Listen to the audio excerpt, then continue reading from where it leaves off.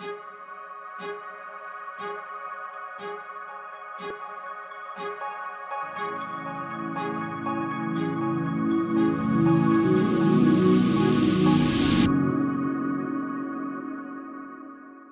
afternoon and welcome to Kitty Talks. We share inspirational life stories that empower you to create yours. Today, I've got a toe-curling life story for you. I have Shaun Attwood joining us. Welcome, Shaun. Oh, thanks for having me on. My goodness, have we got a story for everybody listening. So Shaun, let me just tell you a little bit about him. He is an author and a human rights activist, and he's going to tell us more about his work. His life story is incredible. He was a stock market millionaire at a very young age.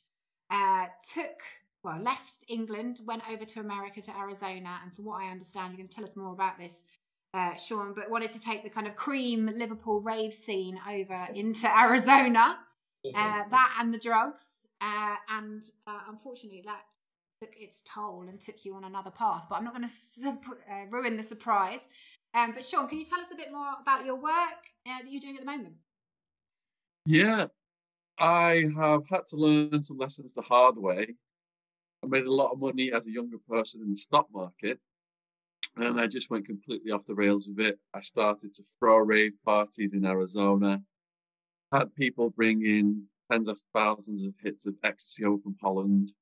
So it was my own daft fault. SWAT team came, and I ended up in this jail where not only were the gang members murdering the prisoners, even the guards were murdering the prisoners. Oh my God. So that was my wake-up call, and I saw in the jail the horror of what drug use led to. Because 90% of the prisoners were shooting up heroin, shooting up crystal meth, 2/3 of hepatitis C. And it made me ashamed of putting people on that road. But I knew I couldn't change my past, so I resolved to go out and share my story in the hope that people wouldn't make my mistake. So my work now is I go in schools, frighten them what happened to me and the conditions I experienced in the hope that they won't do all the stupid stuff that I did. And would you say, because obviously we had a conversation, we've both had our dalliance with addiction and drugs over the years, would you say in your younger years, you went from obviously Liverpool over to Arizona, did you even realize the impact? Where were you? It sounds like you were just living the high life at that point.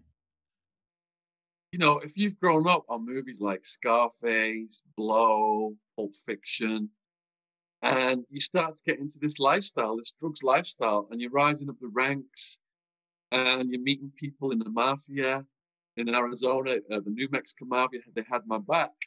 I was young and egotistical and emotionally immature, and I'm thinking, hey, I'm living like a character out of one of these movies, this is so cool.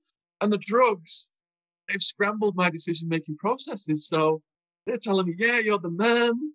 This is, you're Mr. Cool Guy. Now we're going to get arrested.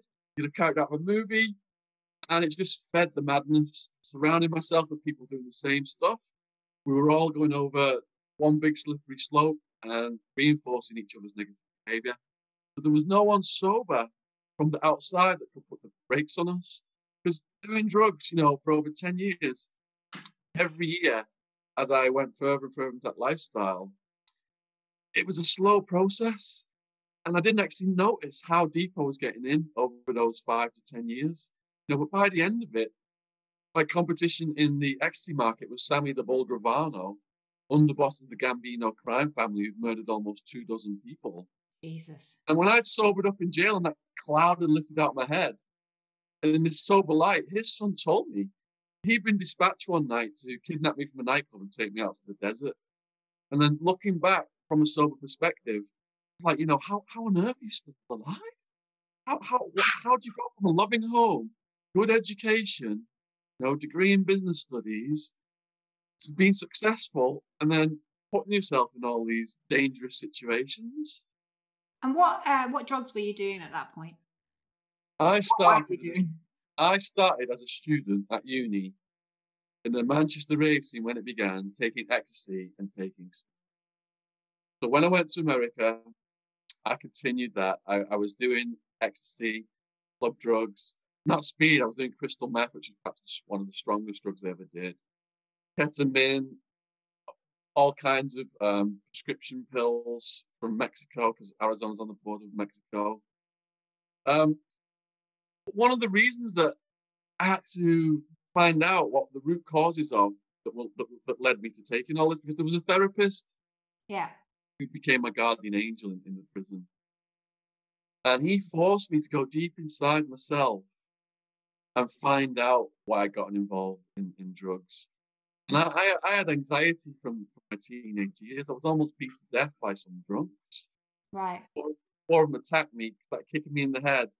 One pulled out an iron bar, hit me in the face, knocking my teeth out. My whole body went warm and numb. I was seeing stars.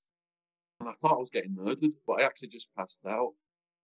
So after that, I won't go up and dance. I was too self-conscious. I won't go up and talk to women in pubs and clubs.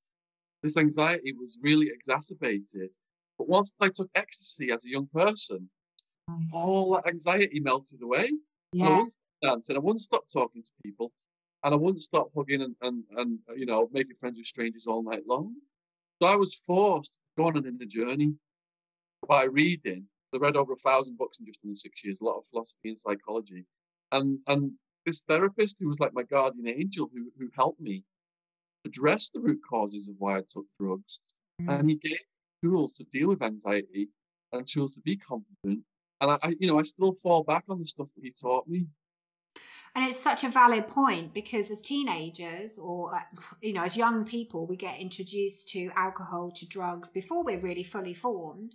And like you said, most people use alcohol or drugs as a way of relaxing to start with around necessarily the opposite sex, or like you said, they might have anxiety, and you just don't realize the impact that it long term that it can have and where it takes you. They reckon half of young people try illegal drugs in this country, and 1% of them, a small percent, get addicted. And what I found in prison was a lot of the people who were addicted, they'd suffered some kind of trauma as children. Or parents had died, or they'd been molested, or they'd been thrown away as kids, raised on the street. They were taking drugs to deal with that pain, to try and mask it, to self-medicate. And what does society do then? It gets these people, these drug users, puts them in prison, treats them like animals. And they just take heroin all day to try and deal with the pain that is compounded. So it's really sad. And you mentioned alcohol.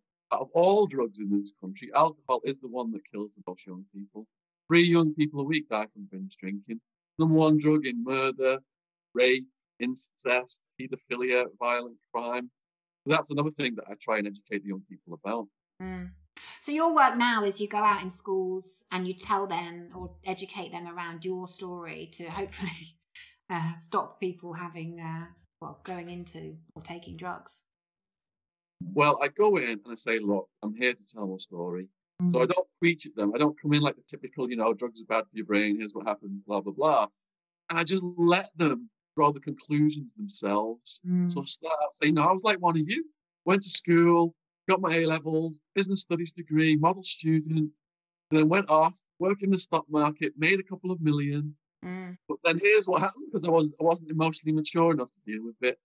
And it led to this jail then where gang members were smashing people's heads against toilets almost on a daily basis. I saw people's teeth just fly out, bounce on the floor. I saw an old mentally ill man who wouldn't stop rambling. The gang members attacked him. Blood started spraying out the back of his head. Guards murdering mentally ill prisoners. People getting carried on stretchers, not just with blood coming out their heads, yellow fluid like brain stuff coming out their heads, looking like they were totally dead.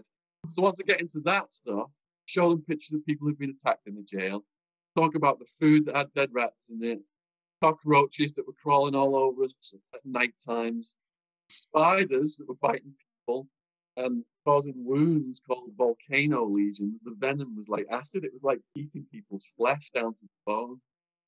And then, the horror of not just jail, but what my selfish decisions caused on my family.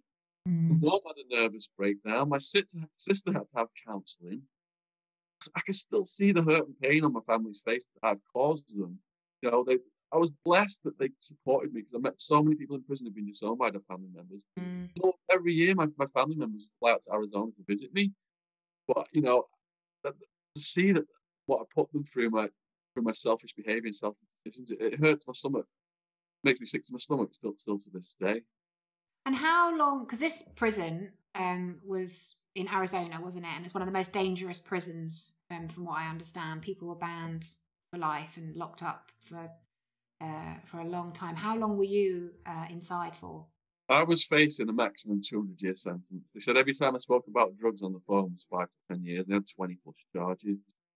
In America, your sentence is determined by how much money you've got and who your lawyer is. All my money was seized. Parents remortgaged the house, cashed in a retirement account, almost $100,000. If they hadn't have done that, I'd still be in prison right now.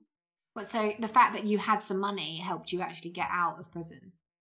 Yeah, if you don't have money in the American justice system, you get hung out to dry. And that's why the police target the people from the lowest socioeconomic backgrounds. They know they don't stand a chance. You're going to get assigned a public defender who works for the state, and they're going to end up signing a plea bargain and going over to the prison system. It's just one big conveyor belt for all these private prisons and contractors to make money off the back of them. And I was watching something, I think it was your TEDx interview, and you described how when you go inside, like, it is literally a matter of survival, and then you'll get indoctrinated into some gang or other, and because you were white, you were put into a certain gang, but how there was rule. Can you tell us a bit more about that? Because that was fascinating and scary at the same time. In the UK, it's gangs by area. So one part of London might be at war with another part of London over control of the drugs. The drugs is the biggest business for the gangs in the prison system. In America, it's the same. The drugs is the big business that everything revolves around. But the gangs are racial. Mm-hmm. So in Arizona, 4 gangs: whites, blacks, Mexicans, Mexican Americans, are the 4 major gangs. Anyone who's white comes under the control of the neo-Nazi Aryan Brotherhood prison gang. Wow. So as soon as I go in, a group of skinheads are like, hey, we want a word with you in the cell back there. And you can't say no to these guys. So you go in the cell, they close the door, there's no way out. They're like, what are your charges? Like, what do you mean? I've read my charges, I don't understand them, because it's all in its legalese. Like, what do you mean you don't understand your charges? You a chomo? You a chomo? I don't know what chomo is either, and they've got me up against the walls about to smash. Chomo is a child molester. So in the end, I pulled my charge sheet out, and they saw I got drug charges, and they left me alone. But some charges are KOS by the gang, which means kill on sight. Yeah. Wow. Other charges are SOS, smash on sight, such as drive-by shootings, because women and kids sometimes get hit. Smash on sight means beat up. So anyone coming in with a sex offence or a crime against a woman or a child, right away, gang is going to murder them, or at the very least, they're going to smash them. That's called convict justice. Once you get through that interrogation, you have to go and meet the head of the gang. Explains all the rules you must follow, else the whole gang will smash you. Someone calls you a punk, a bitch, or hits you, you got to fight them on the spot, the whole gang will smash you. You must take showers, or they'll smash you for bad hygiene. Can't go making friends with the guards, they'll smash you for snitching. Can't go sitting at the tables with other races, they'll smash you for that. Everything you take for granted about your safety is reversed. You're constantly looking for people to beat up, because that's how they earn their reputations and their tattoos. It's called putting work in to earn your political ink. And the more serious the violence, higher up in the gang are the tats that they earn. Under every head of the gang are guys called torpedoes. These are like work in progress. They're looking for people to smash so they can earn their tats. And to be a full member, you have to murder someone in the jail for the gang. I don't really know what to say. My God. Yeah, that's why every day I got used to the sounds of heads getting bashed against toilets, bodies getting thrown around, seeing people getting carried out on stretchers just covered in blood. And I was having nightmares for a long time about it. I'm not whining. I take responsibility for myself in there. And I do a lot of yoga and meditation now to deal with that. And I, again, stuff I read about you, you were saying that initially you were pining for your old life, the kind of high life, the drugs, the alcohol, and then obviously what was the kind of wake up call? Because even in there, you're pining for your old life. That wasn't a wake up call enough for you. Okay. I was so attached to material things that when I got arrested, I was resenting getting caught and I wanted all of my material things back. Mm. They didn't have much evidence against me, and I hadn't properly seen the harm I'd caused society yet. It hadn't sunk in the nature of all of the drug use in the prison and stuff like that. Mm. But in my second year on remand, when the prosecutor said, "You're looking at a maximum 200-year sentence," and I'm thinking, am I going to spend the rest of my life in this kind of an environment? I'm just gonna slash my wrist and bleed out. I couldn't take it anymore. It was like the pressure on my head had been tightened so much. I planned to do it, to kill myself after I guarded the security wall. But what stopped me was I wanted to say goodbye to my family, and I was allowed 7 photos. So I looked at these photos and looking at my mum, dad, and sister and girlfriend, and I start crying and thinking my mum's going to get a call saying he slashed his wrist in the foreign jail cell. I couldn't bear the thought of putting my mum through that, and that's what stopped me from doing it. But getting pushed to the brink of suicidal insanity, it crushed that ego, that materialistic side of the ego out of me. Because when you're facing 200 years, your $1 million house on the mountain is irrelevant. Your sports cars, plasma screen TV, pool table, swimming pool, jacuzzi. Who cares? You just want to get your life back. Yeah. So when I got sentenced to 9.5 years, that was one of the happiest days of my life, because I knew I was going to get out and I knew I was going to get my life back. So you were in there 9.5 years? Well, as a first-time non-violent drug offender, I only had to serve just under 6. It did me a lot of good. It completely transformed my worldview, reading over 1,000 books. All my conditioned beliefs being stripped away. And it helped me build a framework in my head to not go back to drugs and that self-destructive behavior. So by the sounds of things, you got to see that the drugs were masking the anxiety that you had around this incident. And then from there, you got to see the impact of your kind of, selfish actions on others. And, like you said, you were lucky to be alive, really, when you find out how deeply ingrained you were in the drug culture. Yeah, definitely. And then talk us through, what did that teach you? Why do you think you had to go through that experience? It saved my life. If I hadn't gone through it, I probably would have ended up dead through drugs somehow or other, or in some other kind of very serious trouble.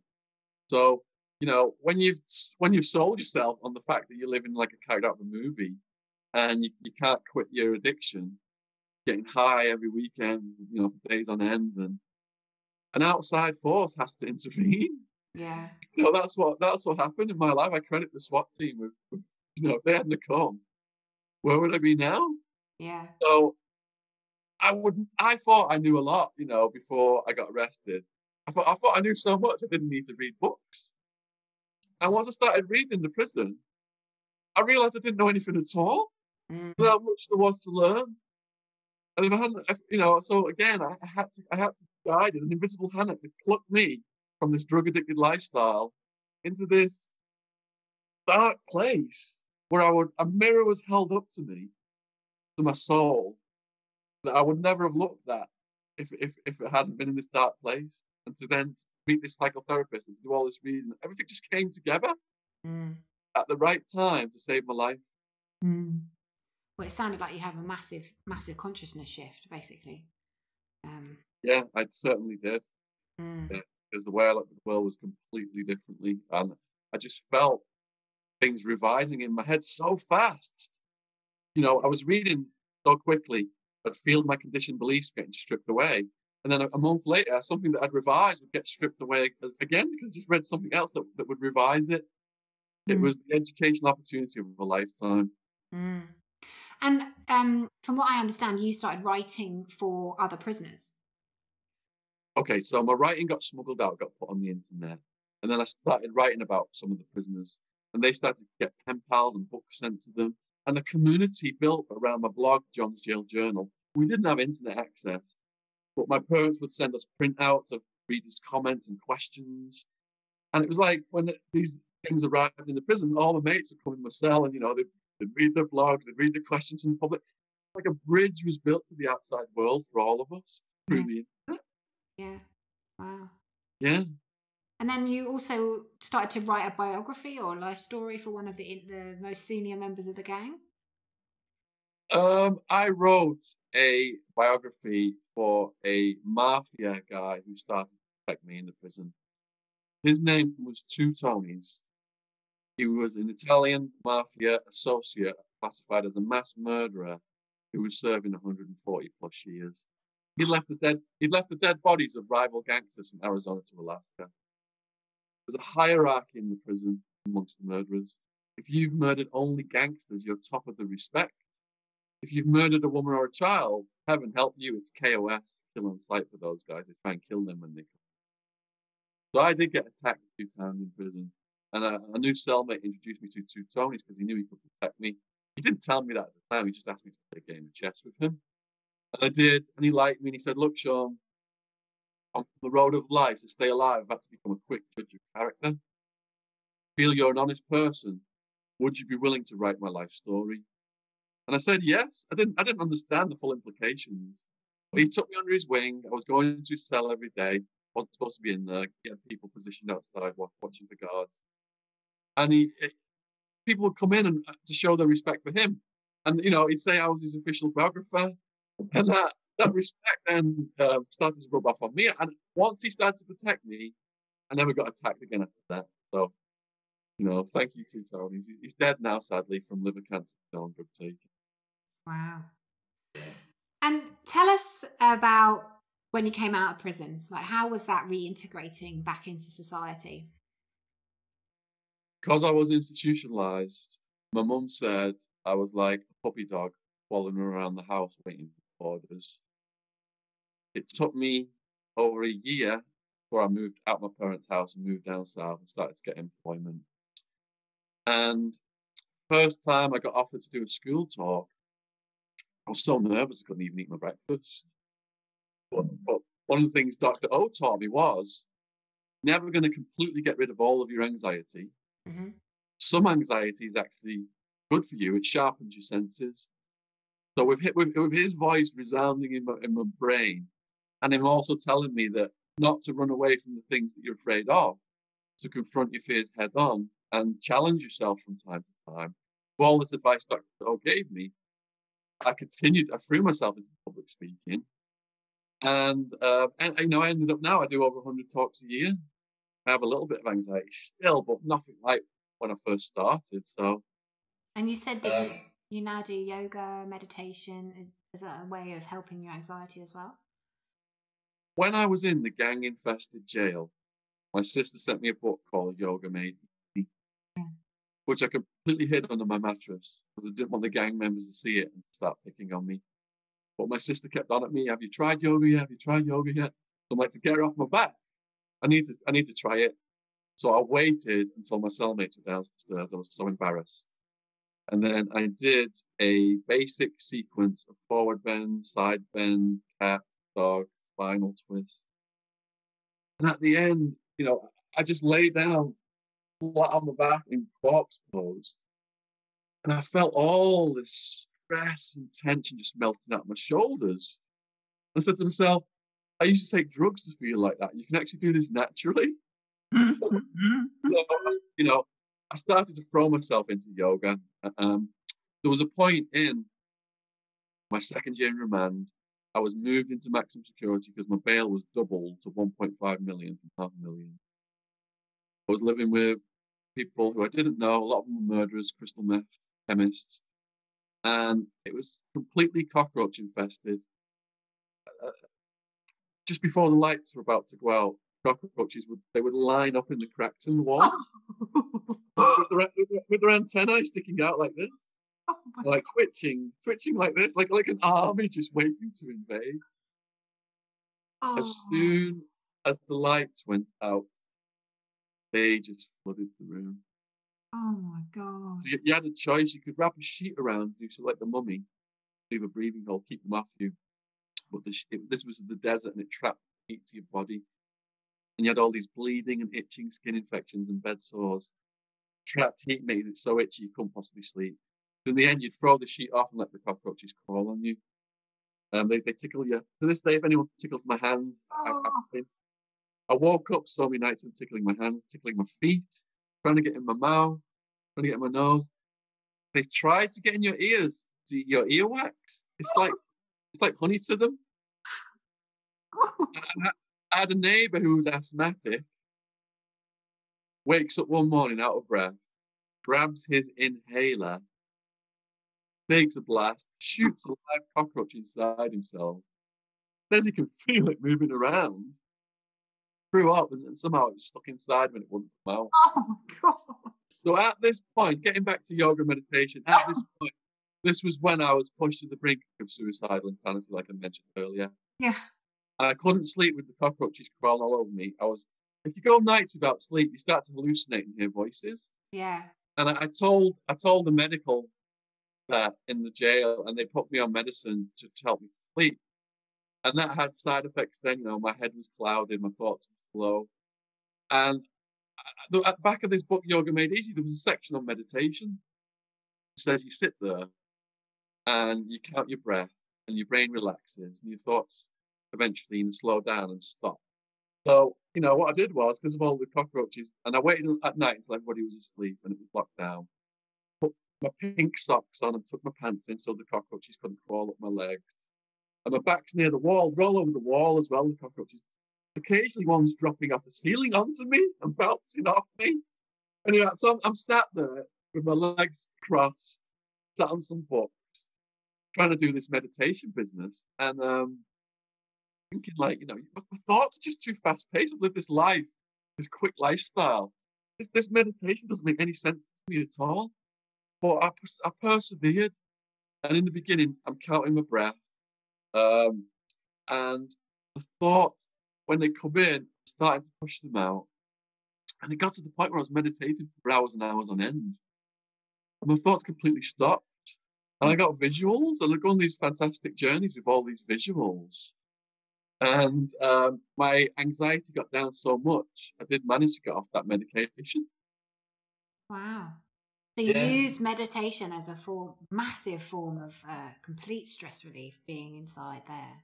Meditation instead of medication. And to this day, I wake up now and I do a little routine of some exercises from yoga, some breathing exercises, and some meditation. Sets me up for the day. Yeah. Yeah, it's crazy, isn't it? Like, you and I both were talking about how we've had kind of drug experiences that now we can have through meditation. Yeah. The closest I've ever got to feeling on ecstasy is doing a yin yoga session and then a meditation session, a double whammy. And I come out of this little cafe Mila yoga place in Godalming in my car. And I was feeling so high one time. I was looking at the clouds, listening to Sasha, and I'm stopped at a red light and it turns green and people are beeping me, they're like, me. I'm just spaced out, smiling at the clouds. Drugs are a shortcut to that feeling, but you can actually get there through exercise because your brain cascades the endorphins if you hit the spot right from exercise as well. And I tell the kids that, you can get that natural high and the SWAT team's not going to come pay you a visit. Sports is a really good thing to channel your energy into. Because if you've got an addictive personality like me, there's nothing wrong with channeling that energy into positive addiction. And if you give a negative addiction up, you've got to put something in its place. Yeah, absolutely. Meditation, sport, some type of exercise. Could be just walking, anything kind of. Yeah, walking, great, yeah. And just, taking time for relaxation techniques because people are just sat on the computers all day these days. Well, and we're so connected to, technology, aren't we, that we don't give ourselves any space and, we are literally addicted to technology. It can be a matter of life and death. Japanese government just warned that 1 in 4 people are now susceptible to karoshi. That is death by overwork caused by heart attack or stroke. And they're making the companies pay compensation to the family members of victims of karoshi.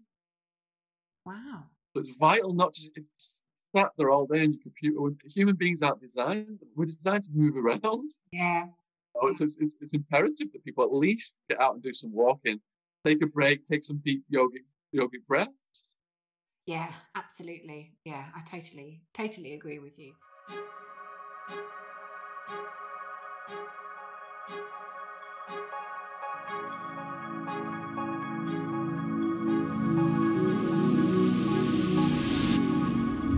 Thank you so much for listening to Kitty Talks. Be sure to head over to our kittytalks.com website and become a member of our exclusive club, and you'll get free interviews and access to our private Facebook group, exclusive webinars and secret success interviews. See you there.